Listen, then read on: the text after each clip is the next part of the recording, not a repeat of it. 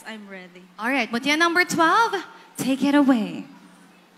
Hello, Mariel. How are you? A little bit nervous, ma'am. Shake it off. Ayan. Kailangan ilabas mo yan. Ilabas mo yung kaba. Medyo nalabas mo na ba, Mariel? Nakahinga ka na ba? Auntie? Okay, now you're ready. Yes, I'm ready. Okay. Today, we celebrate Carabasa Festival here at Umingan, Pangasinan. Like the Carabasa that grows strong and nourishes many, how do you plan to grow as an individual who will nourish the dreams of the beautiful people of Umingan? Again, like the Carabasa that grows strong and nourishes many, how do you plan to grow as an individual who will nourish the dreams of the people of Umingan? In Tagalog daw po, Miss Emma. Meron po ba tayong version in Tagalog? Sige, kakayanin natin.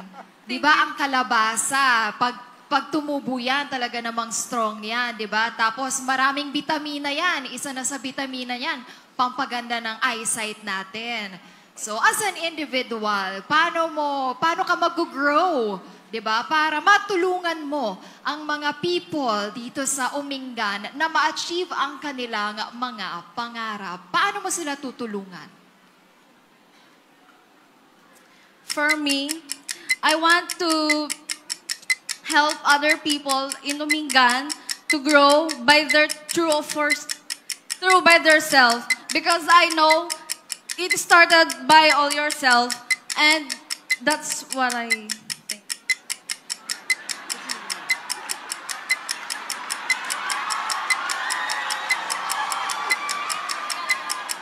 Tatagalog ko na lang. Ulit yun. Para sa akin po, alam naman po natin, tama na.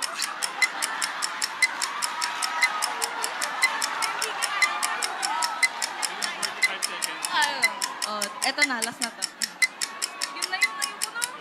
Sige po. I'm sorry, candidate number 12, 45 seconds is now up. Parang gusto ko yata niyang bumili pa ng oras. Uy, candidate number 12. Oh my goodness. I super love her personality. Palakpakan naman natin, Mutya number 12.